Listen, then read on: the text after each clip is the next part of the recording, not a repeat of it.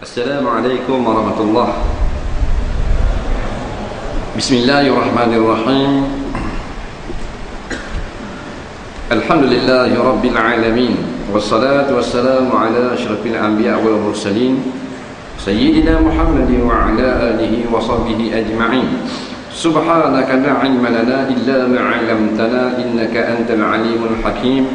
Wa la hawla wa la quwwata illa billahil aliyyil azim. Faslun, kata pengarang rahimahullah ta'ala, ini suatu fasal, suatu tajuk kecil lah pasal ni.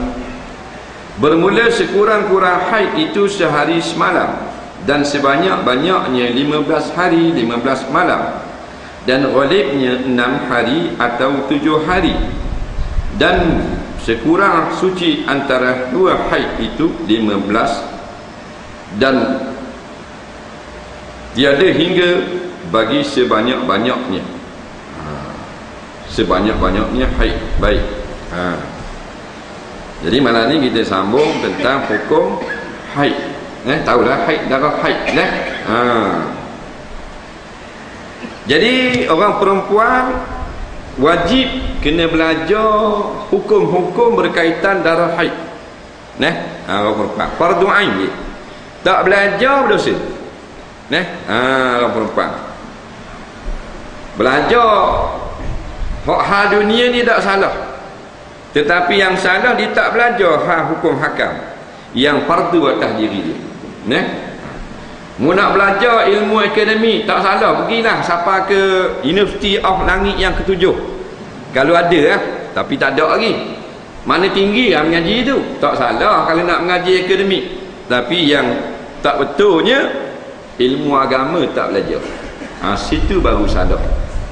Jadi kalau mu tak belajar ilmu agama, walaupun mu dapat master, walaupun PhD, walaupun kerja sebagai profesor, bukan profesor tambah madya pula belakang, tapi tak pandai, tak reti ilmu agama, mulah sama bodoh dengan lembu. Faham? Tak kira siapa-siapa, profesor mana, PhD mana, tak ada kira. Sebab belajar ilmu agama baru jadi cerdik. Faham? Sebab bila kita belajar ilmu dunia, bekal untuk dunia. Belajar ilmu agama, bekal untuk akhirat. Jadi bila dua-dua bekal ada, ni orang cerdik. Faham lagi? Jadi orang perempuan mana-mana pun wajib belajar hukum haid. Orang laki-laki dia ada 2 hukum. Kalau dia nak berkahwin satu masa nanti, nak jadi suami, wajib belajar sekarang hukum haid. Kalau tak mau kahwin, tak mau kahwin, tak apa bila-bila nak mau kahwin, maka sunat saja belajar hukum haid. Nampak lagi? Sini siapa tak mau kahwin? Angkat tangan. Ada tak? Semua orang nak kahwin belaka tak? Nak kahwin, nak jadi suami, kena reti hukum haid. Tu bukan saya fatwa, hak gitu dah hukum dalam agama. Jadi sekarang kita boleh tahu hukum haid. Haid ini dia darah. Istihadah pun darah, talak pun darah, fasad pun darah. Darah belaka. Kalau tak belajar, maka tersalah pada hukum. Sebab dia berkait dengan puasa, sembahyang, berkait dengan talak, perceraian, berkait dengan iddah.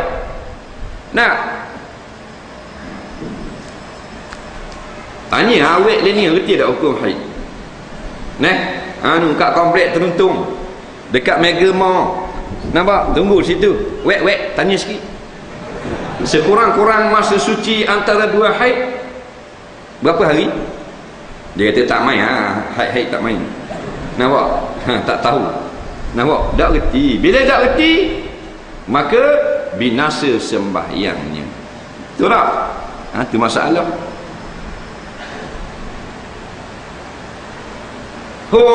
Tepek di belakang kereta University of South Colorado. Aduh, tepek di cermin belakang. Tanya sikit. Nampak benda beza haid dengan nifas? Tubik haid dia boleh jawab. Inilah jahilnya umat Islam akhir zaman, mengaku Islam, tak malu tulis di IC Islam, tapi tak reti hukum-hukum yang berkaitan dengan diri dia sendiri. Pasal apa? Pasal tak belajar. Siapa yang belajar agama tak pandai tak apa, dia belajar agama, dia orang. Siapa yang tak belajar agama, belajar benda lain saja, bukan orang. Khabar dah tadi. Nak jadi orang mesti belajar agama. Fardu ain tahap fardu ain, fardu kifayah tahap fardu kifayah, ulama tahap ulama. Kita orang kampung, qada orang kampung. Tapi belajar wajib belajar. Siapa yang tak belajar agama bukan orang. Dah benda khabar dah digang. Tadi khabar acak-acak marah dah orang. Sehari semalam baru dikatakan haid. Maknanya kalau keluar darah sedikit bukan haid. Dia kena sehari semalam 24 jam baru haid. Sebab ada orang perempuan keluar darah sikit dikira haid lah. Keluar sekejap pagi yang lepas subuh, keluar sikit.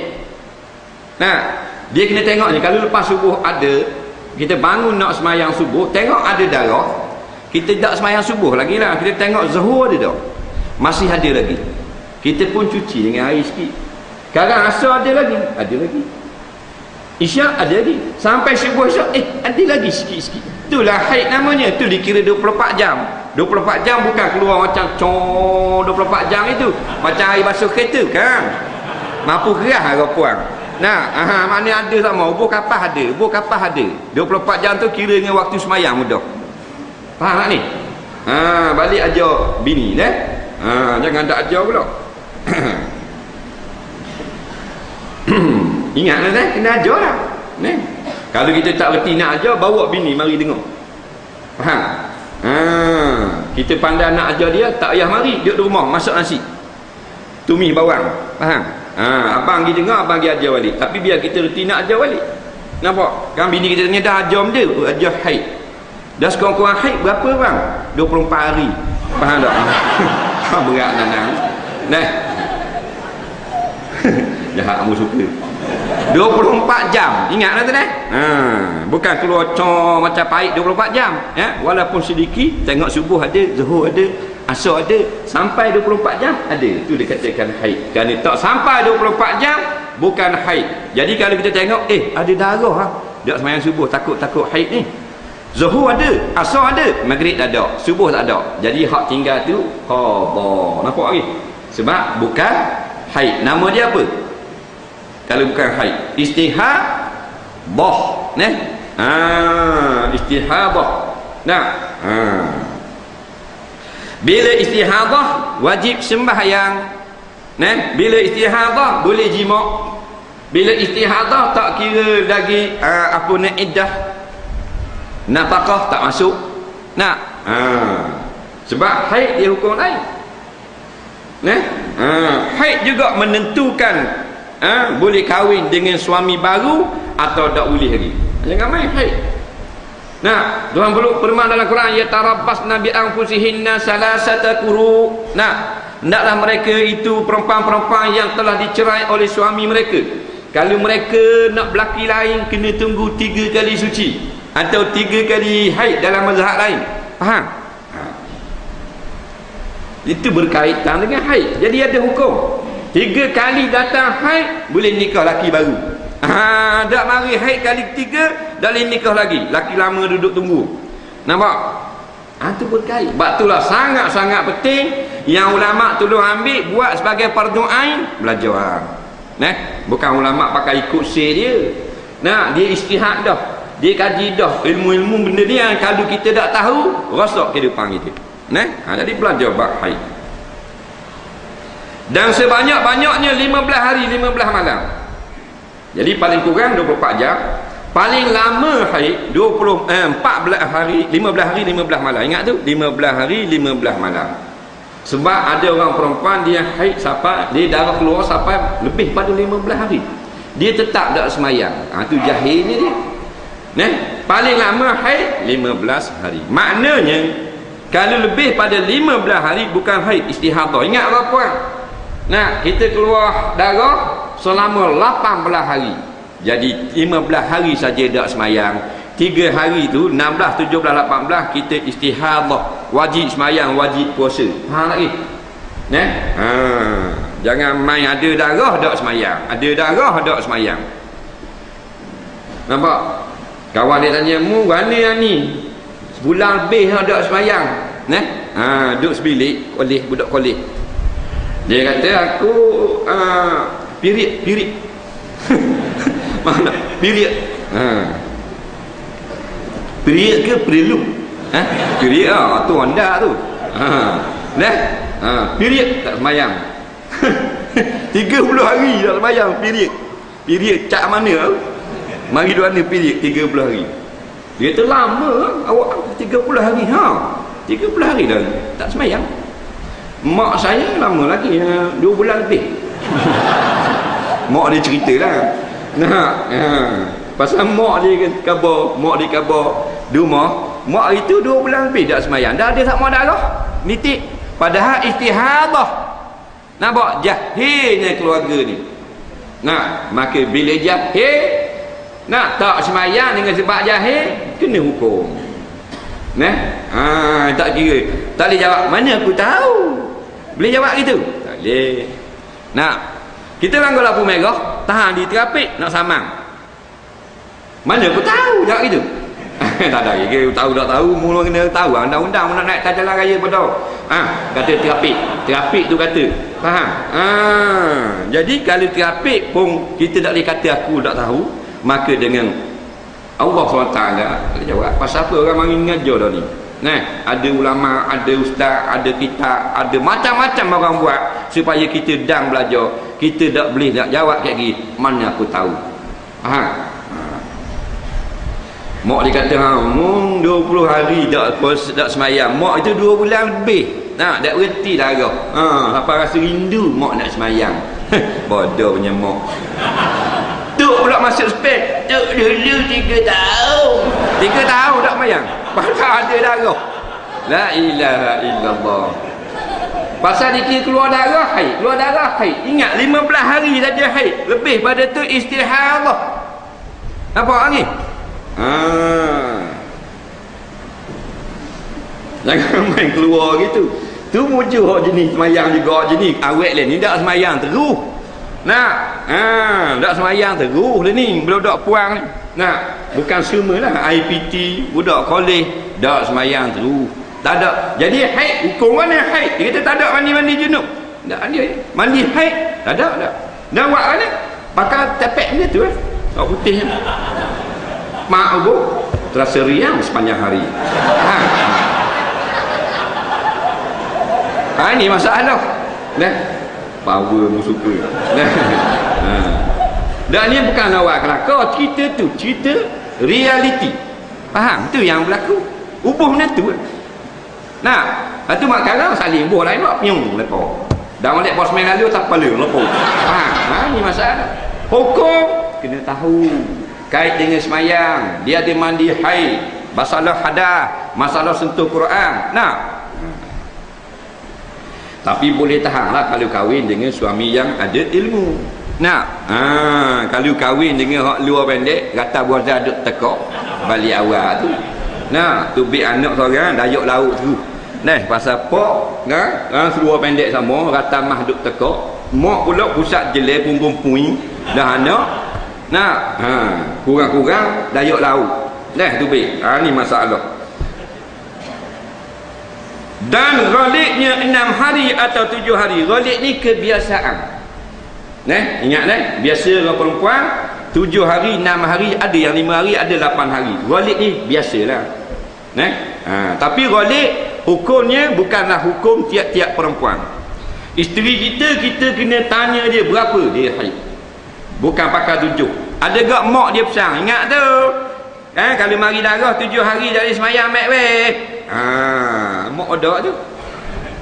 Bukan 7 hari. 7 hari ni kebiasaan. Anak kita kena cek lah. Bukan main 7 hari gitu.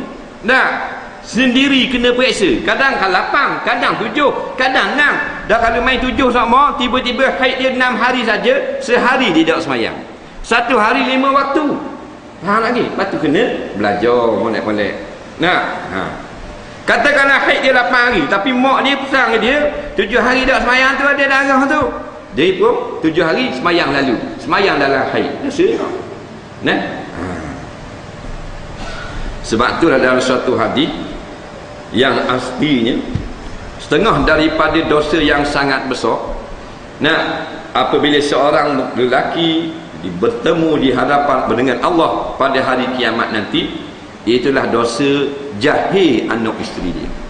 Suami okey dah, pergi haji, pergi umrah, nak jadi hari jatah kuasa masjid surah, nak okey sembahyang 5 waktu suami, tapi anak isteri jahil hukum agama, maka dosalah ke atas suami pada hari bertemu dengan Allah.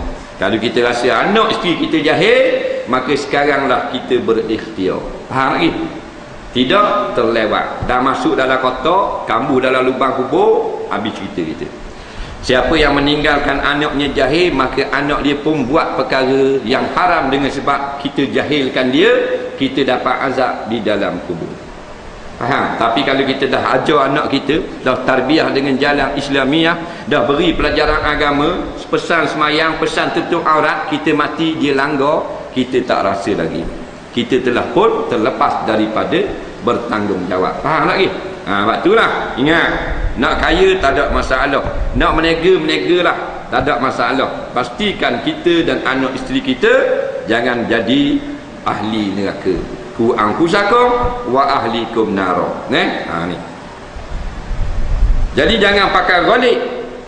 Katakanlah kita ni orang puang lah, 10 tahun dah keluar haid, tiap-tiap bulan 7 hari. Memang tiap-tiap bulan memang keluar 7 hari. Dah bulan ni boleh tak pakai 7? Bila 7 terus sembahyang, boleh tak? Tak boleh juga. Walaupun 20 tahun dah kita keluar 7 hari, mula ni kena cek juga sendiri. Pasal dia kadang-kadang dia cepat, kadang-kadang dia lambat.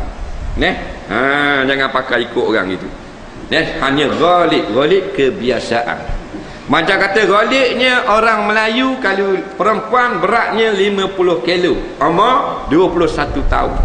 Lepas tu kita tak payah timbang lah, pakai tulis 21. Dah ada orang mu takkan 21 pinggang macam kerek telaga. Kena timbang suku baru tahu. Jangan pakai ada orang gitu. Orang laki-laki tingginya biasa orang Malaysia 5 kaki 5 inci, ghalib lah. Berapa tu? Berapa? 5 kaki 5. Rendah nampak? Dah kata ghalib 5 kaki 5. Tu ghalib orang Malaysia. Mu kena ukur suku. Gitulah orang perempuan. Jangan main tetap 7 hari, tetap 6 hari. Dan tiada hingga bagi sebanyak-banyaknya haid. Sebanyak-banyaknya masa henti. Maknanya kalau dia berhenti 1 hari bulan haid, 7 hari bulan habislah. 7 hari, masuk 8 hari bulan kering. Jadi nak mari pula sekurang-kurangnya mesti 15 hari. Maknanya kalau mari pula tak sampai 15 hari, istihadah. Faham lagi? Dia masih berhenti haid tu, dia pun mandi lah haid, bersih nak semayang. Nak mari haid yang kedua pula, mesti ada senggang 15 hari. Jangan kurang pada 15. Ingat tu dah? Ada juga perempuan yang haid sekali, lepas tu setahun depan pula baru haid. Haid setahun sekali. Hak ni kalau ada mahal dia belanja. Faham? Tu tak? Tu lah apa mahal? Boleh pakai lama. Mu memang power lah bab-bab gini. Dia kata boleh pakai lama. Memang dah setahun sekali haid. Setahun seminggu je. Abah. Dia gitu. Ada perempuan yang tiada haid, tapi jarang lah. Ada perempuan yang tak pernah haid.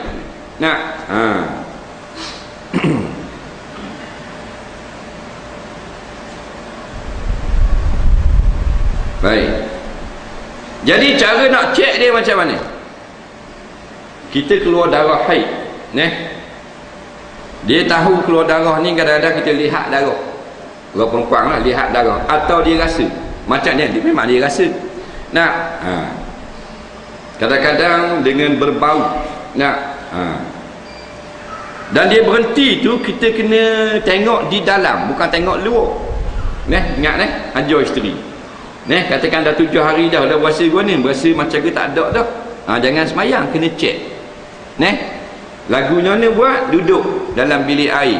Lepas tu cucur air. Ambil paip, cucur air. Faham tak? Bila cucur air, ambil kapas. Zaman ni cukup senang, kau tembak kapas tu. Masuk kapas lebih kurang sejari. Ingat kapas ni. Jangan masuk panjang hilang kapas-kapas pula. Masuk sejari. Lepas tu waktu baik tengok ada lagi kesan. Ada lagi darah. Faham lagi? Tujuan kita cucur air tu supaya darah hak petang tadi, hak tepi-tepi farak tu dia keluar. Sebab takut darah hak petang tadi dah keluar. Hak garik ni dah keluar dah. Tapi dah kita dah cucur dengan air dulu. Cucur dengan air dulu biar bersih, duduk tinggung. Lepas tu buat masuk kapas. Siti Aisyah kata bila kain yang putih dia keluar putih sebagaimana masuk, maka berarti darah haid. Hak blender-blender macam agak-agak kuning. Hak tu bukan haid. Tu bukan haid. Tak apa tu. Banyak lagi bab haid ni tapi takut orang tak pernah dengar jadi takut berbelit-belit. Haid ni setengah daripada ilmu yang payah juga. Jadi kita faham sekadar fardu ain. Paling kurang 24 jam. Paling lama 15 hari 15 malam. Dan masa suci dia mestilah dia 15 hari. Ada orang dia tak minat, dia minat belajar Quran. Bila dengar belajar haid, tak minat. Dia minat Quran je. Kalau Quran, tajwid, taranum, belagu sampai Sabah ni lagi. Tapi bila orang ngajar bab hukum akal, dia lari lalu. Ada tak? Akhirnya jadilah dia guru tajwid yang jahil tukir. Nampak? Menang piala tinggi-tinggi, siapa tinggi, sama tinggi dengan kepala, menang pasal pandai lagu. Tapi anak mengejurkan yang haram. Anak puan dengan luar ketat. Anak lelaki main bola luar pendek. Sebab apa? Kan ayah dia bapak qari, tahu dah qari, tapi dia baca Quran saja. Hukum tak tahu benda apa satu sat. Batu belajar, dengar halal haram, akidah dan sebagainya, sah batal. Inilah kehidupan kita. Jangan kita minat sebabak-sebabak. Ada orang dia minat tasawuf aja. Bila orang ngajar bab sembahyang dia lari. Bila bab taruh masuk depan tu. Akhirnya sembahyang tak reti ke benda. Tu imam sujud sejadah dia pergi tegur pula. Subhanallah, subhanallah. Orang sujud sejadah. Pasal tak belajar fiqh. Baik. Bermula haram pada orang haid dan jinabah itu sembahyang dan tawaf Baitillah. Perempuan yang haid tak boleh sembahyang. Kalau sembahyang juga haram. Bila haram berdosa. Jadi ingatlah perempuan yang haid maka hendaklah dia berhenti sembahyang. Tengah nak takbir tengok keluar darah haid, berhenti. Tengah sembahyang maliki yaumiddin berak keluar haid. Tak usah sambung iyyaka na'budu. Terus berhenti sembahyang. Ingat ada orang dia batal dah sembahyang, dia pergi sambung ni. Ingat hukumnya haram berdosa. Kata setengah ulama dosa besar. Ketuk sembahyang lagi. Keluar haid sembahyang lagi. Kali sebelum takbir memang tidak sembahyang, tapi tengah sembahyang dah. Ni pergi sambung sembahyang padahal tengok keluar darah haid. Agak puan ingat tu kalau keluar haid terus berhenti. Orang lelaki ketuk semayang ni. Semayang di rumah okey ketuk lagi lalu. Ambil wuduk semula. Kalau semayang jemaah tidak lari. Ihdinas siratal mustaqim tu. Tidak lari. Dia buat senyap itu. Siratal ladzi. Dia tahu dah batal. Buat lolok semayang. Faham Pasal apa nak tubik ya ceblok. Tu tak? Dipanggil pura-pura sembahyang. Dia tahu dah batal pasal ketuk. Pura-pura sembahyang dosa besar. Tak boleh pura-pura. Mesti keluar terus. Tak boleh keluar duduk situ. Jangan pura-pura gitu. Dipanggil belakung sembahyang. Kajian awak gitu. Jangan awak gitu. Kalau sembahyang di rumah tak apa, kita batal memang tak ada hak. Kita keluar ambil wudu. Kalau sembahyang kat ramai main tubik-tubik gitu kan orang kata ketuk pula. Kena jaga sahang kau. Jadi wak pura-pura wak lolok duduk dalam sah padahal telah batal. Ini haram. Malu je batal keluar dia ambil wudu. Tak boleh ambil wudu pasal orang penuh ketat ni tak boleh nak keluar. Duduk situ. Duduk nengung situ tak apa. Orang salah keluar lagi.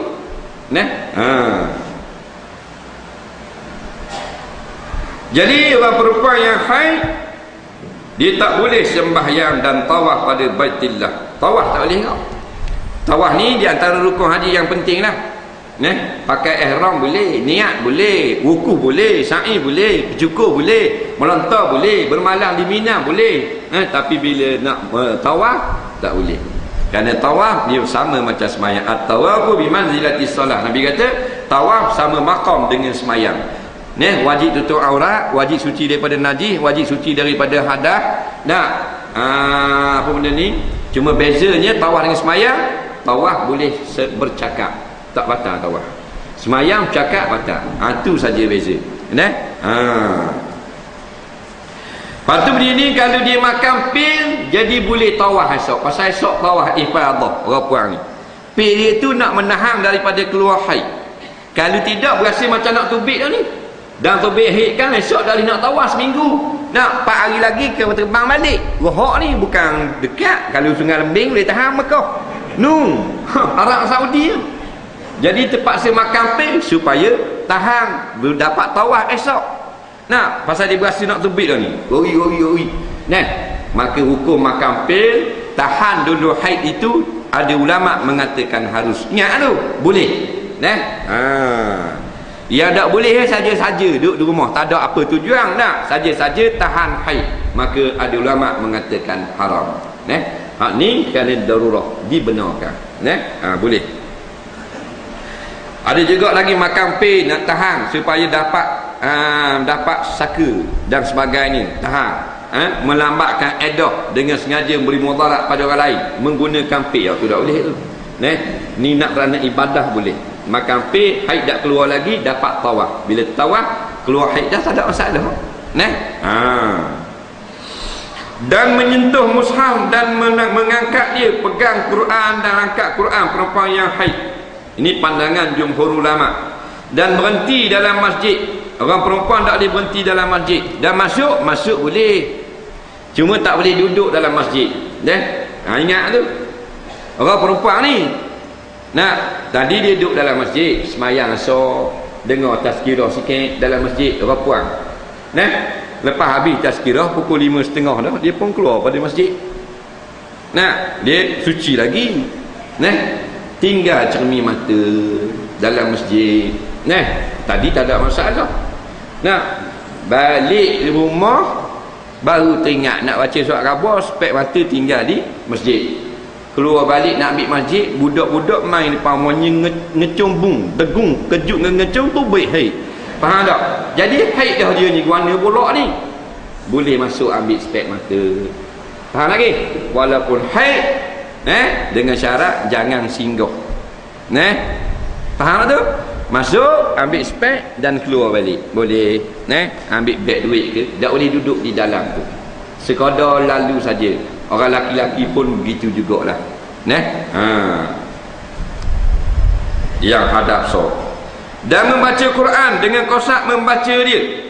Dan maka tiada mengapa mengucap alhamdulillah terkala bersih. Dan mengata innalillah wa inna ilaihi raji'un tu terkala kedatangan bala. Baik. Perempuan yang haid dan orang yang berhadap so menurut jumhur ulama, maka tidaklah boleh membaca ayat Quran dengan niat baca Quran. Tapi kalau kita jadikan doa tak apa. Seperti Rabbana atina fid dunya hasanah, ayat Quran tak. Tapi kita baca bukan niat ngaji Quran, baca sebagai doa, boleh baca. Kita bersin, alhamdulillah. Nabi suruh katakan bersin. Siapa yang bersin maka katalah alhamdulillah. Tapi kalau bersin berulang-ulang kali itu penyakit. Sunat kata alhamdulillah, kata gitu. Sebab apa kata alhamdulillah, puji Allah dengan sebab bersin? Sebab bersin dia Allah jadikan keluar kotoran daripada dalam rongga dada dan perut kita. Virus-virus ada mana-mana kotor-kotor dia keluar melalui bersin. Nampak? Batu bersin, jangan hadap makanan. Kumang akan pergi pada tu. Kumang tu Tuhan buat keluar melalui nama bersin. Batu Tuhan buat keluar kumang dengan sebab bersin, kita puji Allah. Terima kasihlah, segala puji bagi Allah. Jadi bersin kata alhamdulillah, tak salah. Nak naik kenderaan, nampak? Subhanallazi sakhkhara lana hadza wa ma kunna lahu muqrinin. Umpamanya tu ayat Quran. Tapi kita walaupun hadaf sa ataupun haid, perempuan haid nak naik motor, lelaki hadaf sa nak naik kereta, sunat juga baca. Padahal ayat Quran boleh baca. Jangan niat mengaji Quran, baca niat sebagai doa naik kenderaan. Ingat tu. Jadi kalau doa-doa dan zikir-zikir ayat Quran asalnya, perempuan haid dan orang hadaf sa boleh baca, tak ada masalah. Asalkan ada nas mengatakan itulah zikirnya. Nak tidur malam, Nabi kata sunat kita baca 3 kul. 3 kul dan tiup pada tangan. Ni Nabi ajar. 3 kul tiup di tangan. Sapu tangan itu pada tangan, pada tubuh kita. Tiup di tapak tangan, sapu di tubuh ni sebelum tidur. Buat gitu. Bukan makna serema gitu, konyol gitu. Makna boleh kira tak? Makna ginilah, buat isyaratkan kita sapu tu seluruh tubuh. Lepas tu belakang-belakang tu buat gitu. Sebab Aisyah, Nabi kata kalau hak tak sampai, Aisyah kata Aisyah tolong sapu. Maknanya seluruh tubuh kan. Buatlah gitu. Kata Rasulullah, maknanya ini adalah doa pelindung daripada khianat orang dan gangguan syaitan. Mana orang toyo ke apa ke, putu ranggah ke, atau kopek ke, tak boleh nak musik. Faham tak? Ataupun hak jenis tanang besi cekok bawah tangga, kalau lesek minyak mati bunuh kat dekat pintu, macam-macam peseng lah manusia ni. Nak masuk neraka, nak mengenakkan orang, baca tu lah 3 ku. Kul huwallahu ahad, kul a'udzu birabbil falaq, kul a'udzu birabbin nas, sampai habis. Faham lagi? Jangan baca 3 kul lah, 3 kul. Faham tak? Boleh kira. Faham? Tolong khabar. Dah pandai dah sudah takut hak tak tahu lagi. Kata kau boleh kira, dia kata gitu aja kau. Dah mu pandai dah sudah takut ramai dia hak tak pandai. Baik. Jadi tu kita hadaf boleh baca. Bukan niat baca Quran, baca zikir ataupun sebagai doa. Ataupun kena musibah. Inna lillahi wa inna ilaihi raji'un. Ayat Quran. Alladzina idza asabatuhum musibatun qalu inna lillahi wa inna ilaihi raji'un. Nampak? Ulaika alaihim salawatun min rabbihim. Al-ayat. Allah memuji satu golongan yang bila kena susah, maka dia akan kata inna lillah wa inna ilaihi raji'un. Jadi sunat kita kata juga, walaupun kita haid, perempuan haid masak nasi tau. Boleh tak masak nasi? Boleh tak? Dia pun gigi lada kena tangan sup sikit luka. Tak pergi hospital, marah doktor kalau pergi hospital, sikit sangat. Sikit je, tak keluar darah tapi pedih. Maka sunat juga kata inna lillah wa inna ilaihi raji'un. Kita milik Allah. Tangan aku ni Allah bagi pinjam. Kalau hak aku takkan terpotong. Jadi bawah pentadbiran Allah Ta'ala belaka. Dan kita balik kat Gipong menghadap Allah Ta'ala. Bukan menghadap raja, menghadap menteri, menghadap presiden, menghadap Allah Ta'ala. Itu suruh kata. Tapi orang Melayu ni mati baru kata. Kalau kena pisah, rebah ke, rebah motor, kena air panas sikit, tak kata. Kena boleh tak kata, gak mati. Orang kata mati dah, ayah lah. Mati bila? Tak kata innalillah. Orang kata mati petang saat ni lah. Tepuh di lori. Ambo pagi tadi dah mati lagi bang. Memang dah petang kena langgar. Pagi memang dah mati lagi. Ada ke apa dah gitu? Jadi jawapan kita sama ada di mulut atau dalam hati innalillah. Kalau tak kata di mulut, di hati sekurang-kurangnya. Tapi kata di mulut sunnah Nabi. Kita ingat milik Allah. Anak kita mati, kata gitu innalillah, kita milik Allah, anak aku milik Allah. Inna tu bukan ini aku seorang. Inna kita semua. Suami kita mati, inna lillah, isteri jawab. Baru tu hak ni Tuhan puji. Maknanya anak aku milik Allah. Sampai masa dia ambil balik, aku tak boleh nak marah. Menangis tak ada masalah, tapi tak boleh marah. Tu orang beriman. Nak jadi orang beriman dia mari dengar majlis-majlis ilmu. Oh, jadi orang beriman dia tak tahu benda. Apa man kana mu'minan kaman kana fasiqa. Orang beriman tak sama dengan orang-orang yang fasik. Kalau tak dengar ke, tak campur dengan jamaah, tak campur dengan ustaz-ustaz, tak campur dengan orang ramai. Nah, anak mati gak marah ke Tuhan. Buat apa ambil anak aku? Buat apa Tuhan mati anak aku, tak mati anak orang lain? Boh tu. Nabi kata an-niyahah wal naihah finnar. Tepik teriak lagu ni dalam kematian masuk neraka. Anak tidak mak masuk neraka pula. Apa mak masuk neraka? Pasal tak redha dengan tepik lagu tu. Menangis boleh, dah kalau tak ada sandaran ilmu, bakal mengarung itu kan. Suami mati, langgar di lori, laki aku. Orang kata sabar, tak baik. Buka. Mana?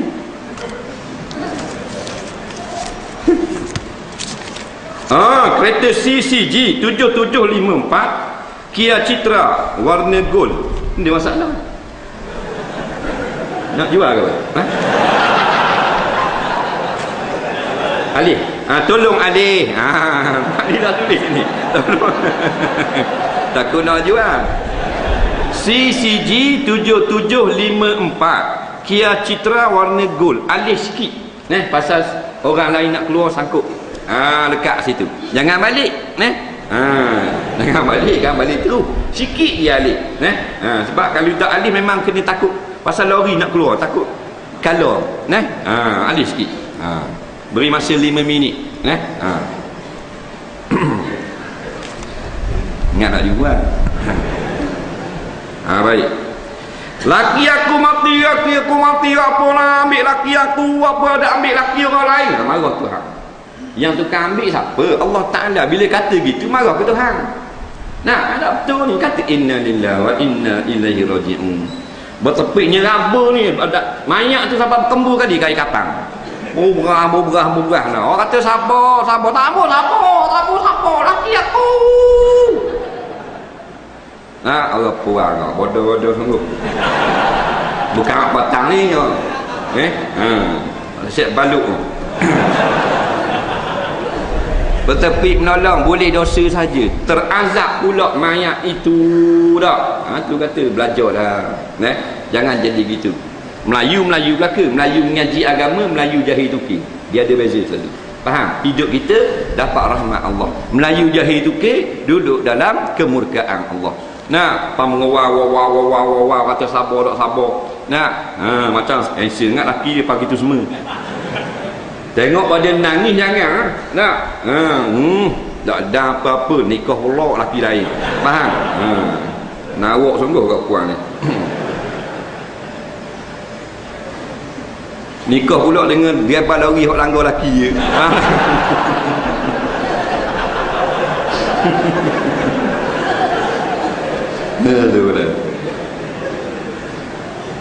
Jadi tak apalah kata innalillah. Jangan tunggu mati. Kita nak turun tangga, gelesok tangga.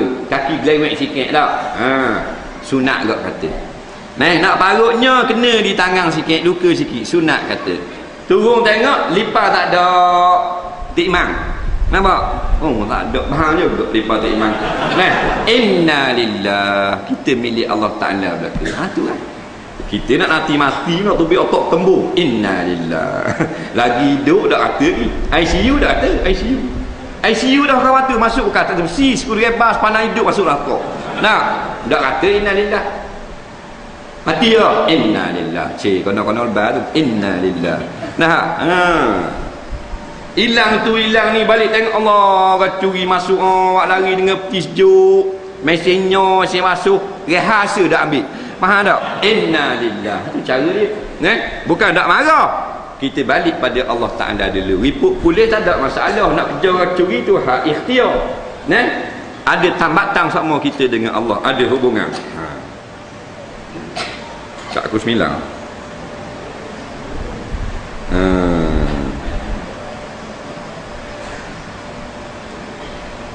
Dan haram perempuan yang haid puasa. Perempuan haid puasa haram. Dia tahu dah dia haid, dia puasa. Tapi kalau tak sengaja, dah haram. Dia semayang perubuh macam mana saya pagi. Pasal tak ingat ke, tak rasa ke keluar haid. Dia pun lepas tu ngatuk mata kat pukul 9 pagi, tidur sekejap. Dalam tidur keluar haid. Sikit baru start. Dia tak sedar.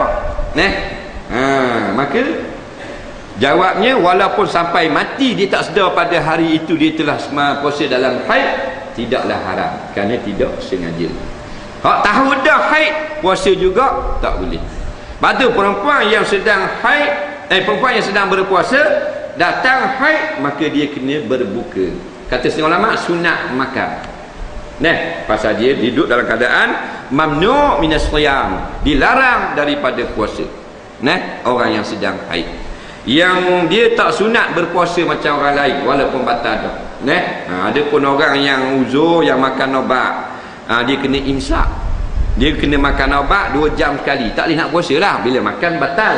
Tapi tak boleh bahan nasi. Kita mentang-mentang boleh makan ubat, bahan nasi 2 buku. Yang Sarak kata boleh makan ubat dengan minum air saja. Nasi tak boleh. Kena hormat bulan puasa, kena imsak. Faham baik? Perempuan ni hukumnya dia tidak berdosa kerana tak sedar dia haid. Jadi orang perempuan yang dekat nak berbuka dah, dia pun datang haid. Ataupun sama dengan waktu berbuka atau lebih sikit pada waktu berbuka, ada 3 keadaan. Sini dia buka puasa ada tanda. Ada bunyi cucuk dia. Ada? Ada. Kalau Terengganu cucuk dia, tong, gegar bandar Kuala Terengganu. Bistari. Bergegar. Jadi kalau keluar haid sebelum daripada masuk waktu maghrib, batal puasa. Faham lagi? Kalau masuk maghrib dulu baru keluar haid, tak batal puasa. Kalau serentak dengan masuk, serentak dengan keluar. Masuk waktu, keluar haid, serentak, serentak. Batal tak? Tak batal puasa. Ingat tu.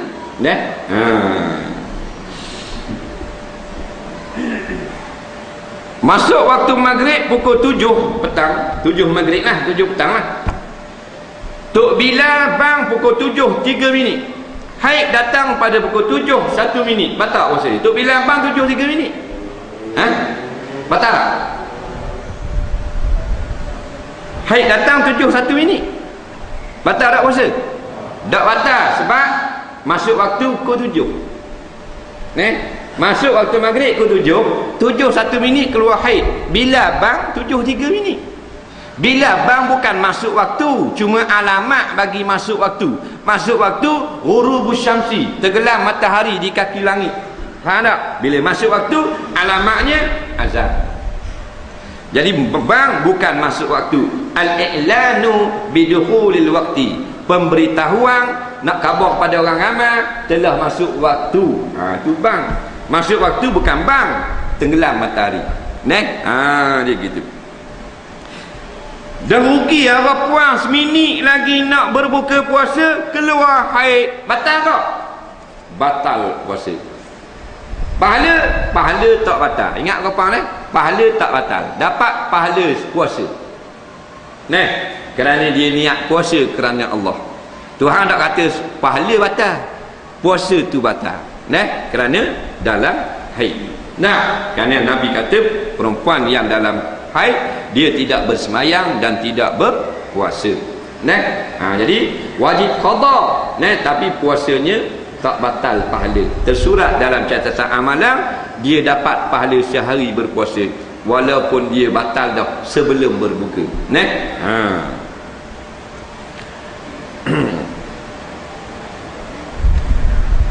Dan lalu dalam masjid jika takut akan berlama darahnya. Jadi perempuan-perempuan yang kalau mana macam masuk dalam masjid tadi, dia ni kalau dia masuk dalam masjid ambil spek mata dia tadi, darah nitik dalam masjid, tak boleh masuk lah. Tapi kalau dia pakai pek dia pakai kapas, dia pakai cawak, dia masuk tak nitik darah, boleh ambil spek mata, boleh masuk. Maknanya memelihara daripada menitik najis. Bila gitu bukan saja darah haid haram bagi menitik di dalam masjid, dalam surat, benda-benda lain pun haram juga. Batu ulama kata kalau kita tebah nyamuk, nak apa serangga, mampu kita teruk atas latar masjid, haram. Tak boleh. Kena buang. Kena gitu huk luar ataupun bubuh kat tiang tu dulu. Lepas tu semayang ambil pergi buang. Jangan pakai lepor ngata. Dalam masjid tak boleh.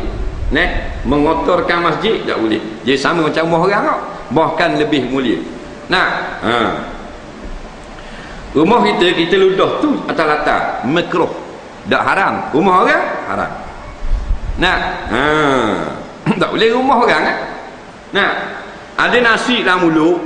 Duduk saja pahakan nasi. Tu. Nasi pun jatuh atas latar. Rumah siapa? Rumah dia. Dia beli baru ni 40,000. Haram tak rumah dia sendiri? Tak haram. Perbuatan tu makruh. Tak berapa comel. Kata haram ni rumah orang lain. Pergi rumah orang lain. Tuang masuk sebetul dia ambil cok. Rumah dia kekek. Mana? Dia pun tengok tuang tu. Buat gitu. Masuk dalam orang nasi. Walaupun tidak najis tapi mustagzarah. Jaga-jaga tak boleh tengok. Ada jenis korek hidung. Tengok jenis tu. Tuang ada lagi. Tuang masuk orang duduk kejap dah. Nak buat air. Dia pun korek. Dia lesek di kursi orang. Baru beli 8,000. Mana berat ni penyakit dayak lauk ni. Pesen gini. Tak boleh buat gitu. Buat kerja gitu. Rumah orang tu. Rumah kita kalau tak buat gitu. Mana boleh. Haram atas suami menyentuh sentuh kulit pada barang antara pusat dan lutut ni. Maka jimat dalam haid itu setengah daripada dosa besar. Jadi ada dua pendapat yang terkenal masalah perempuan haid dengan suami. Yang pertama haram antara pusat dengan lutut. Yang kedua haram farak saja, jimat. Dua-dua ni betul belaka. Kerana ada sandaran belaka. Nampak ada sandaran. Jadi ada hadis yang mengatakan iaitulah antara pusat dengan lutut, iaitu barang yang di luar daripada kain. Malaka faqul izar.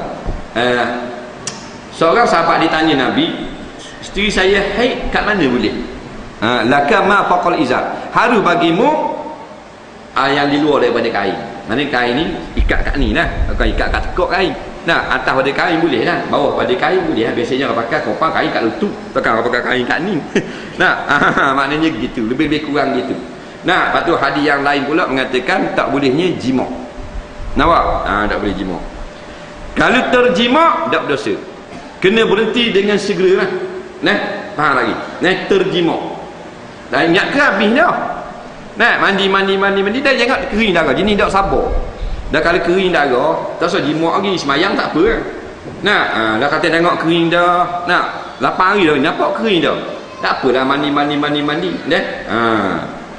Semayang tak apa, lepas tu tengok tang sikit pula. Ni kering tu selalu untuk lelaki. Jenis untuk Kak Ali ni.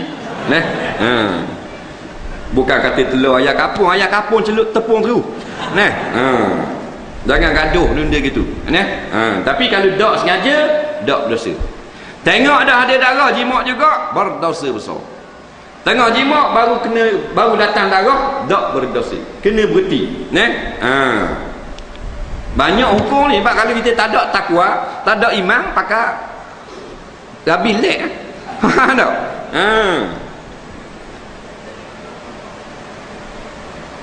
Maka jimat dalam haid itu setengah daripada dosa besar dan wajib atasnya mengqada puasa. Kita berhenti kat tu pasal banyak soalan orang ni. Kita berhenti dekat dan maka jimat dalam haid itu setengah daripada dosa yang besar. Wallahu a'lam.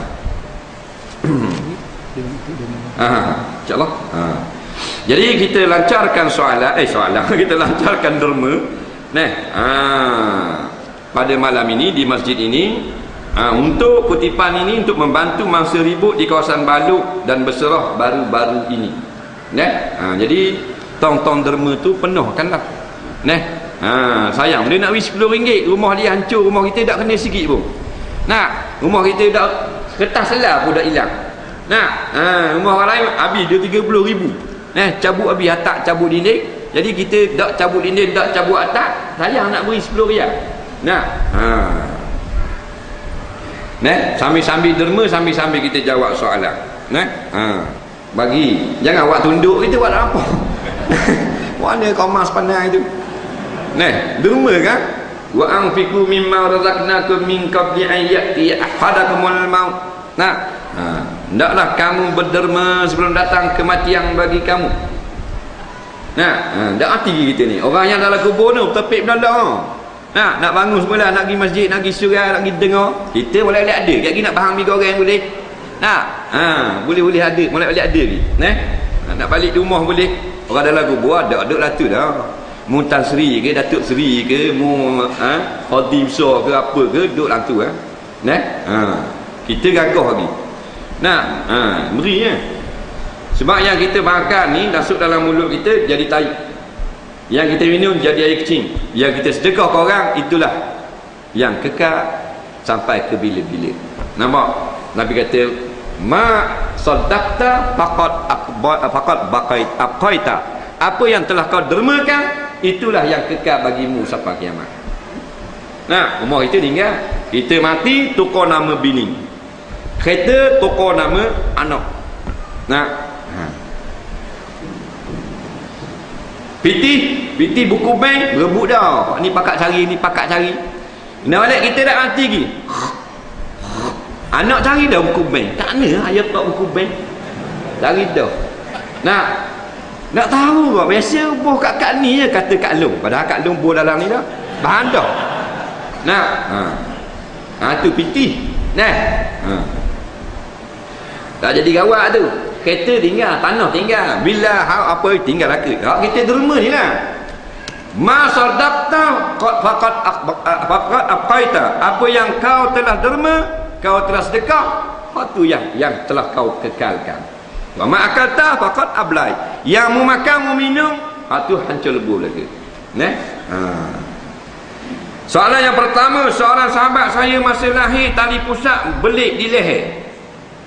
Dan doktor terpaksa buat bedah untuk selamat. Lama cerita ni. Sahabat dia kata, alhamdulillah semua selamat. Doktor bagi tahu jika tak dibedah dan dilahirkan seperti biasa, salah seorang antara ibu atau anak akan mati. Jadi baru ini dimaklumkan oleh salam bahawa disebabkan itu ia telah terhutang nyawa dengan Allah Ta'ala dan hendak membayar kifarah untuk menebusnya seperti mengorbankan kambing. Dia dimaklumkan oleh orang berkenaan jika tak bayar kifarah berkenaan, hidupnya jadi tidak menentu dan serba tak kena. Saya pun tak pernah dengar perkara demikian. Jadi minta Ustaz beri penjelasan. Baik. Kat sahabat dia ni pernah maknanya duduk dalam keadaan genting lah nyawanya. Lepas tu panjang umur. Lekat tali perut jadi selamat juga. Walau bahaya anak dan ibu jadi terselamat. Lepas tu ada orang kata kalau kes gini kena semulai kambing lekor. Jawabnya tak betul. Tidak betul. Tak ada pun Nabi atau ulama-ulama fatwa kalau kita ni terselamat daripada keadaan-keadaan yang genting kena sembelih kambing. Ada sembelih kambing ni orang menazar nak sembelih kambing. Sembelih kambing ni orang nak tahlul, nak orang bayar dam di Mekah. Sembelih kambing ni orang ngekoh anak. Tak ada dengar lagi dalam mana hadis atau fatwa ulama kalau kita terlepas dari perkara-perkara besar dia sembelih kambing. Kereta kita je selamat. Kereta belakang dilanggar 3 buah oleh lori minyak. Kita tak kena. Balik kena sembelih kambing kan? Ya. Cuma bila kita ni terselamat, orang lain tidak terselamat dalam keadaan yang seperti itu, sunat kita memperbanyakkan membalas budi Allah, sama ada dengan melakukan ibadah-ibadah ataupun dengan bersedekah. Hak tu ada kau. Sebab tanda balas budi Allah. Lemah dah. Mana dah nampak dah. Tiba-tiba ada juga orang mari tolong Allah tangan. Selamat, panjang umur. Tak wajib sembelih kambing. Sunat buat kebajikan. Tanda terima kasih pada Allah. Faham gitu. Adakah wang simpanan dalam bank dikenakan zakat dalam mazhab Syafi'i? Mohon huraian dari ustaz. Baik. Dia kata kena zakat tak duit yang simpan dalam bank? Jawabnya tidaklah ada disebut bahawasanya duit yang disimpan di mana-mana itu dikaitkan dengan tempat simpan. Cuma duit milik kita yang kita simpan lebih daripada setahun dan cukup nisabnya, maka kena bayar zakat. Dia panggil zakat wang, zakat wang ataupun emas dan perak yang disimpan. Itu memang kena. Tak kira kita simpan di bank ataupun di bawah tikar, gali bawah tanah, simpan dalam payang, dalam celeng, dalam tabung, buah tatak rumah, atau kita telang dalam perut kita takut orang curi. Cukup nisab, cukup haul. Nisab sekarang lebih kurang RM8,000 lah, lebih kurang. Dia berubah. Mana kalau kita ada RM8,000 di dalam bank, Maybank katakan, sampai setahun lagi, sampai 1 tahun, maka dikira wajib zakat. Banyak mana zakat? 2.5%. 1/40. Kalau RM1,000, RM25. Kalau RM4,000, RM100. RM8,000 kena keluar RM200. Dia kaedah gitu. Tak kira, dia tak syarat bank. Simpanlah di mana-mana pun, simpan dalam kocek. Kita simpan selama setahun dalam kocek kita ni, kena zakat. Simpan dalam almari, bawah dapur, kau pandang, bawah payang masuk kaki. Umpamanya. Dalam peti besi, wang simpanan kena zakat. Seorang ni. Jadi atau kau telefon ni. Nyambil dua ni, nombor ni. Pasal nak jawab atas ni pula, tak apa nak.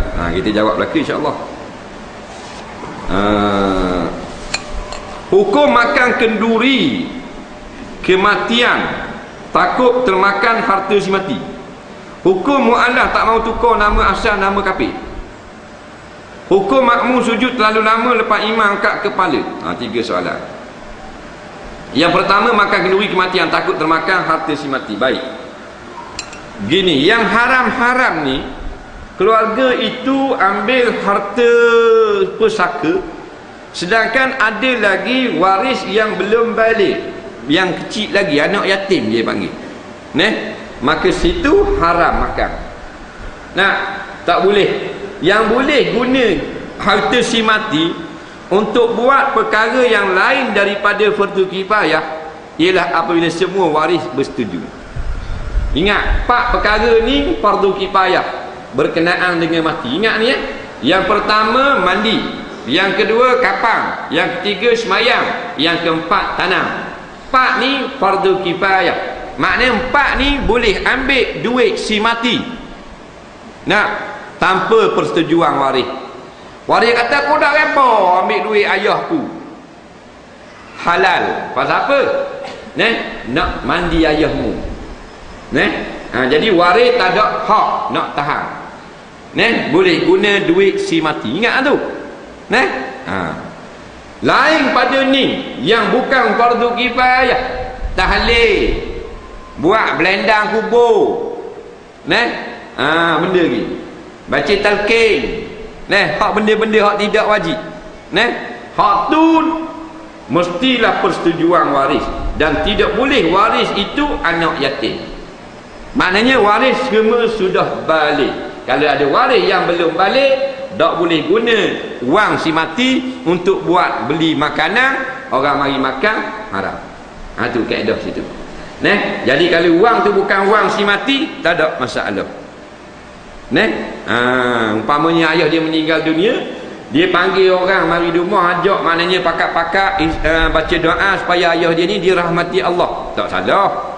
Orang tanya Syekhul Azhar, tak salah. Orang tanya Mufti Usir, tak salah. Lepas tu dah tengok orang dahaga ni, dia pun akad lah. Akad air, buat air kucai, air kopi, steko. Jadi duit nak buat air kopi tu, panggil orang mari minta tolong baca doa ke ayah hak mati ni. Tak boleh duit si mati. Kalau ada anak si mati hak kecil lagi, sebab jadi duit pesaka. Dia kata budak kecil tanya dah tadi, boleh? Dia kata tak apa. Izin budak kecil tidak diambil kira, tidak sah pada syarak. Dia kena dewasa dulu baru sah, dia kata tak apa. Faham lagi? Tu kaedah dia. Jadi batulah jangan hak tak betulnya pergi nak makan, kira nak makan aja. Nampak? Tapi tak lagi lah kita tanya, ni nak khabar tuan rumah nak tanya ni makan-makan, ni mi goreng, ni duit ni ada anak yatim ke tak jadi memalukan tuan rumah pula kalau nak buat gitu. Kalau nak tanya juga, tanya personal. Jangan depan khalayak ramai gitu. Jadi ada benda yang kena, ada benda yang tak kena. Yang tak kena kita pergi makan duit si mati, tapi anak dia ada cek-cek lagi. Tapi kalau ada anak dia cek-cek lagi, kita nak ambil duit tu untuk 4 perkara tadi, tak ada masalah. Pasal tu kewajipan. Nampak ke? Reda tak reda pun boleh ambil. Kerana nak urus 4 perkara ni yang menjadi tuntutan agama. Hak talih hak lain tu sampingan belaka. Bukan perkara asas. Hukum mu'alah tak mau tukar nama asal semasa kafir. Baik, bila orang bukan Islam masuk Islam, nama yang masa zaman kafir dia tu, adakah wajib tukar atau tak wajib tukar? Jawabnya tidak wajib tukar, melainkan apabila maknanya salah di sisi agama, maka wajib tukar. Dan kalau nak tukar dengan nama macam orang Islam, sunat tukar. Ingat tu pakai kita kata ni dulu kini selamanya. Pasal kita kata ni himpunan daripada ratusan fatwa-fatwa ulama yang kita baca fatwa-fatwa tu. Kita jamak, kita himpun. Nama dia masuk kafir bermakna yang jahat. Nampak? Nama yang tidak baik. Joe drunken nama. Maknanya Joe pemabuk. Katakanlah masuk Islam wajib kena tukar, kerana pemabuk ini makna yang tidak baik. Nabi pernah tukar beberapa orang nama sahabat yang tidak baik. Ni berlakulah sejarah. Jadi kita kena tukar. Pemabuk-pemabuk ni Tuhan benci. Tak boleh. Tu kena tukar. Atau nama tok pekong, nama syirik, nama benda yang kotor-kotor. Kena tukar, wajib tukar. Nama dia dalam kafir tak ada makna yang salah. Masuk Islam maka tak wajib tukar. Umpamanya nama dalam kafir benda perempuan, dia masuk Islam orang putih, nama dalam kafir Miss Flower, nama Mac Bunga. Bunga boleh. Faham tak? Ada nama Mac Bunga. Ada ke orang kampung orang tua-tua ni dah mereka tak akan panggil bunga, Miss Flower. Flower ni kalau terjemah Melayu makna bunga. Udah tak? Tak udah tak? Tak wajib tukar. Apa hang ni? Jadi nama dia India ke, nama dia Mongolia ke, nama dia Frank ke, Itali ke, kalau maknanya terjemah molek, tak wajib tukar. Nak tukar juga dah bunyi Arab sikit, sunat. Tapi kalau nama dia dalam bahasa apa pun kan maknanya yang tidak baik, maknanya penzina, maknanya anak haram, maknanya syirik, makna berhala, wajib tukar. Tu kaedah dia. Lepas tu yang terakhir ditanya, hukum makmum sujud terlalu lama sedangkan imam telah pun angkat kepala. Baik. Dia dalam sembahyang ada kalanya kita buat sunat yang imam tak buat sunat tu, atau imam buat sunat tu kita makmum tak buat. Mesti ada. Jadi lagu mana hukum? Dia ada 2 hukum. Kalulah maknanya berlainan kita dengan imam itu, maknanya sedikit saja, tidak batal sembahyang. Contoh, tu imam bila nak rakaat dia angkat tangan, Allahu Akbar. Makmum tak angkat, makmum Allahu Akbar. Ada beza tak? Sedikit sangat, tak nampak cacat. Tapi kalau maknanya imam itu buat benda yang sunat, makmum tak buat, tapi nampak pelik kejadian itu, rupa tu nampak ganjil, nampak tak berapa comel, batal sembahyang makmum. Contoh tu imam sujud sajadah subuh Jumaat, Allahu Akbar, makmum malas sujud sajadah, duduk cacang belakang makmum, hukumnya batal semua makmum. Kerana fahish takhalluf, keji sangat perselisihan dengan imam, padahal dia sunatnya, batal makmum. Maka kita ingat fatwa ulama-ulama, bila imam duduk tayat akhir lama dah, makmum masih lagi sujud, batal sembahyang makmum. Dia katakan sunat sujud lama, betul, untuk imam dan orang yang sembahyang seorang tengah malam karang, baru sujud lama, tahajud, qiyamul lail, boleh sujud walaupun 3 minggu dah akad kepala, boleh. Bila jemaah, Nabi kata dah, ju'ilal imam liyu'tamma bih, dijadikan imam supaya ikut. Iza kabbara fakabbiru, dia takbir, muntakbir. Wa iza raka'a farka'u, dia raka', muraka'. Wa iza rafa'a warfa'u. Bila diangkat kepala, muangkatlah kepala. Daripada ini ulama kata, bila imam duduk tayakkul Allahu akbar, kita pun sunat segera Allahu akbar. Cuma dimaaf sedikit, nak berabi subhana rabbiyal a'la, subhana rabbiyal a'la, subhana rabbiyal a'la, angkat tak apa. Tapi hak masa tungging seorang lama gitu, batal solatnya. Bukan fatwa kita, ini adalah kesepakatan ulama-ulama fiqh. Dah? Selesai hak masalah mesej ni. Soalan petah ni pula. Ada pihak kata setuh tangga suami isteri tak batal sembahyang. Adakah membaca maulud itu bid'ah? Masalah batal tidak air sembahyang ini memang benda khilafiyah. Nah, jadi ada mazhab lain, pendapat lain mengatakan tak batal. Yang kita duk ngajar ni negeri orang Syafi'i. Nah, jadi kita ngajar pun batal lah. Bukan kita dah erti mazhab Maliki, mazhab Hanafi. Nah, tapi kalau kita nak mari mazhab Maliki jadi pening kepala budak-budak mak ayah kita. Nah, jadi kalau nak belajar mazhab Syafi'i, ngajar mazhab Syafi'i, kita khabar batal. Bukan kita nak khabar khilaf sama. Nah, bila kita nak khabar khilaf, kali ini ada 12 pendapat. Dah nyanyi budak-budak mari. Oh leceh, orang nesek ni, orang nesek. Itu masalah. Nah, jadi kalau nak main khilaf-khilaf mazhab ni lepas Isya ngaji. Nah, kalau maghrib ni, hak ramai capur orang tua, capur orang ada apa sihat, capur orang hak ada apa cerdik, capur budak-budak muda. Nah, jadi benda-benda fardu ain sudahlah. Nah, sebab tiap-tiap kaum kadang-kadang dia ada khilaf. Nah, kalau nak main gitu tak sudah. Kita khabar batal, kita ada masalah batal. Bodoh orang ni. Nah, tak susah cerita. Sebab tu benda yang bila dah soreh, dah jelas, dah dia benda tu nak qata'i, tak ada khilaf. Nah, hukum baca maulud itu bid'ah. Jawabnya, kalau dia kata tidak ada berlaku zaman Nabi orang baca cerita kisah Nabi lahir, maka memang betul. Tetapi kalau dia kata bid'ah ini bid'ah yang salah, tak betul. Sebab bila kita baca maulud, maknanya kita baca cerita tentang kelahiran Rasulullah. Nah, jadi bila kita baca kelahiran Rasulullah, tidak ada sebarang hadis pun yang melarang, maka tak salah. Nah, jadi perkara ini balik kepada ulama-ulama yang mu'tabar. Kalau ustaz kampung kata tak boleh baca maulud tasawakal tu, bukan kita ni ta'assub, bukan. Nah, kita terbuka kak. Nah, boleh terima kak pendapat lain. Tapi kalau membid'ahkan maulud dan sebagainya, ini bodoh benar. Nah, tak kira ustaz ke, mufti besar ke, atau mantang mufti ke. Nah, kerana kita dengar dah fatwa ulama yang lebih besar, bukan mufti Terengganu, bukan mufti Perlis, bukan mufti Pahang. Nah, hak tinggi-tinggi level, hak karang kitab puluh-puluh. Nah, hak duduk di Mesir, hak duduk di Jordan, dia fatwa tak salah pun. Nah, tidak ada salah.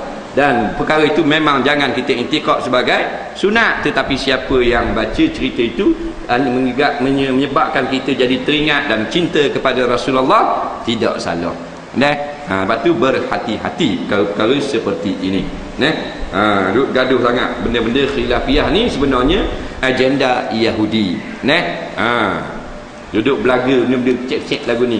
Duduk bahas kunut subuh, duduk bahas masalah tangan kena gerak dah gerak. Duduk main itu power. Israel ambil Palestin, mereka ambil Afghanistan dengan Iraq, lagi bahas negara lain pula. Yahudi pun dicontoh, pak ahli-ahli agama ni suruh waktu tubik dalam masyarakat benda-benda khilafiyah gini. Jadi kita ralik gitu. Solat sunat sebelum solat Jumaat, sunnah atau bid'ah? Jawabnya sunnah. Faham tak? Sebab dia ada hadis. Siapa yang jawab seperti itu? Ulama-ulama. Yang tambah semayang sudah. Yang nak semayang sebelum Jumaat ada. Dia tiap-tiap perkara yang ada pendapat ulama muktabar, kita tak usah balah. Balah bodoh. Kalau ustaz, ustaz bodoh. Faham? Kalau tok guru bahlul. Faham? Pasal ulama-ulama besar-besar jawab benda khilafiyah. Faham tak lagi? Tak ada guna duduk balah. Ada pendapat dia tak ada khilaf ni, benda yang qat'i, putus dah. Bila tidak ada maknanya qat'i, adalah pendapat. Kadang-kadang berlaku perselisihan dengan sebab martabat hadis. Di sisi mazhab ni dianggap hadis ini gagah, dijadikan dalil. Nah, maka dia pun beramal dengan amalan. Hak ni pula dia kata hadis ini tidak kuat, tak boleh beramal, kita tak beramal. Jadi berlaku khilafiyah. Duk susah apa? Duk marah orang baca talqin, marah orang kata sadaqallahul azim pula. Lepas ada tu imam habis maya amin, tak dia kata pula taqabbalallahu minna wa minkum, tak dia kata pula. Ini pokok lembu belaka ni. Faham tak? Walaupun mengaji doktor, PhD bab agama memang lembu.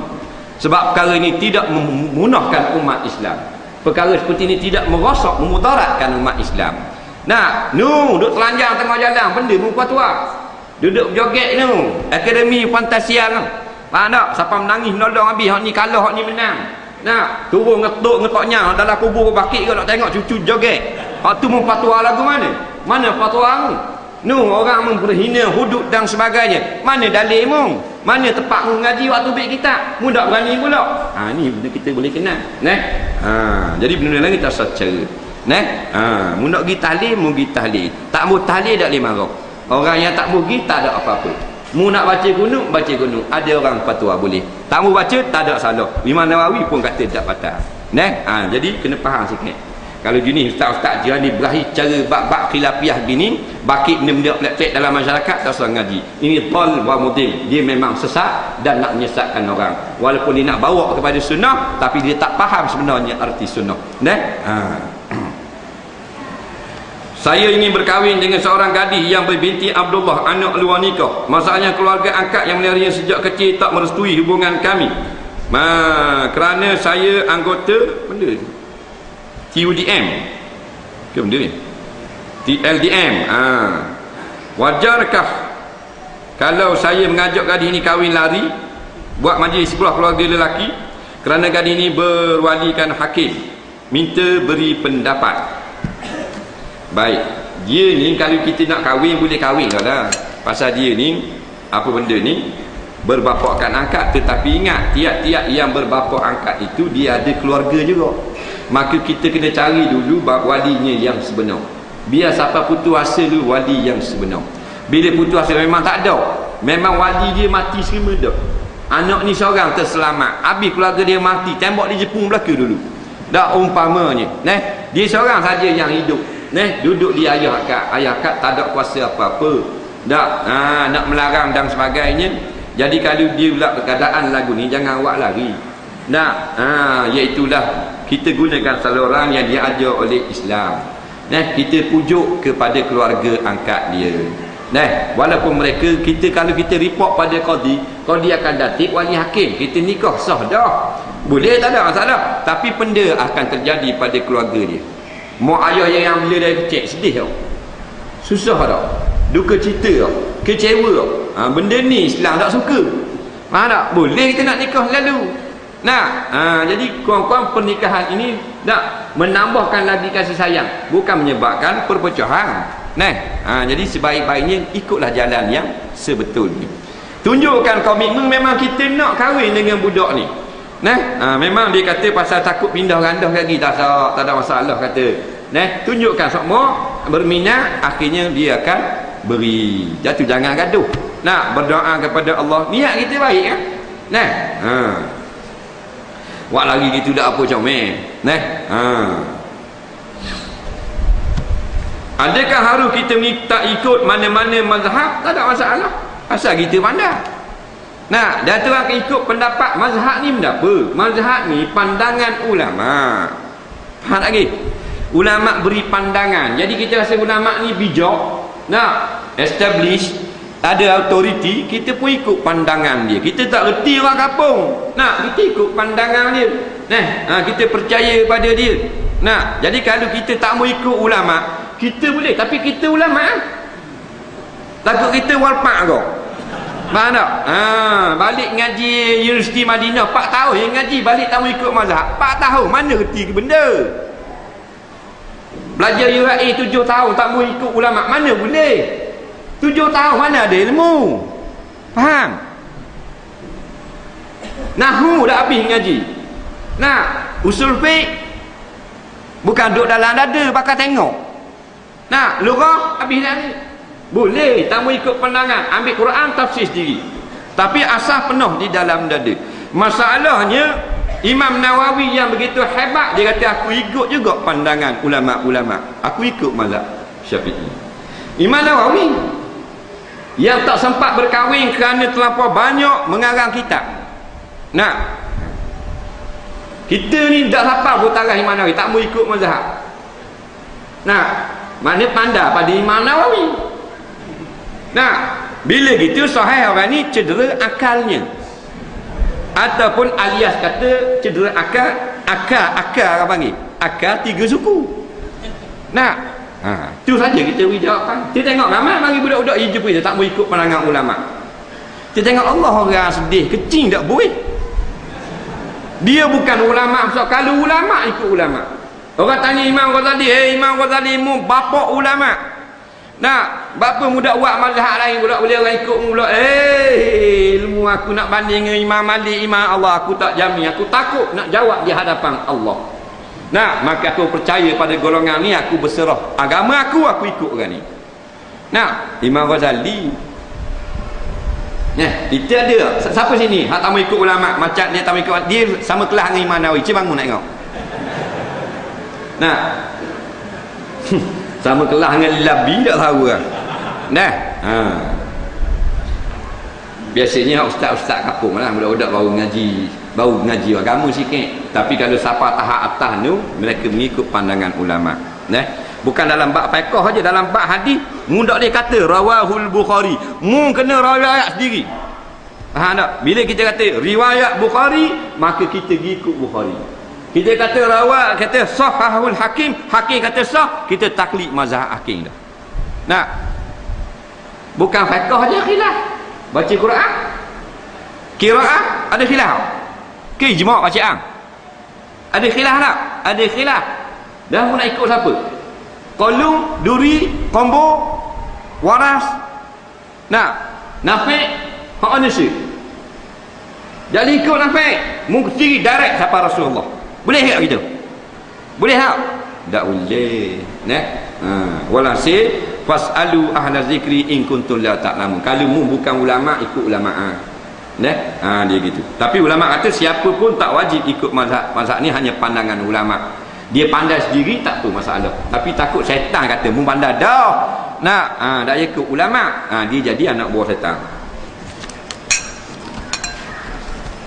Apakah orang yang perempuan memperdengarkan bacaan Quran pada laki-laki Nabi niat nak belajar? Contohnya macam dalam TV rancangan Mari Bertaranum. Sebaik-baiknya jangan masuk. Kalau kita nak belajar, dimaafkan kita dengan guru laki-laki, tak ada masalah. Sebab guru kita saja yang dengar. Nak pergi kat orang ngajar walaupun guru laki-laki boleh. Kalau seorang sama seorang tok guru, puan boleh kena duduk dalam tabir. Faham tak? Jangan buka tabir seorang sama seorang. Yang boleh buka tabir ni muslimat ramai, tok guru seorang. Boleh kan? Sebab dia tak ada fitnah. Jangan seorang sama seorang buat benda duduk ngaji Quran bawah. Faham tak? Tak boleh buat gitu. Walaupun betul tapi takut fitnah. Takut syaitan jatuh. Kena ada tabir. Jadi kalau taranung berlagu-lagu di dalam TV ni tak apa jamin dah. Ada kau yang haram, kita kata keras pula dah. Jadi syadud zara'i tak sah dah. Tak sah dah. Sebab apa? Sebab orang perempuan kan, suara dia walaupun dibaca benda-benda selawat ke apa, memang orang sedap galik dengar. Leni orang puang marhaban. Lelaki tak laku dah lah ni, cukup kepala. Dulu kan orang cukup kepala cucu, orang panggil kumpulan marhaban. Haji Mahmud. Panggil al-jannatu wa na'imuha. Dak. Leni set awet pula 19 tahun macam dah. Ayah haji belakang Allah belakang. Ada apa lagi? Hukumnya haram. Ni ulama kata kita tak pandai hukum. Ni patah barat.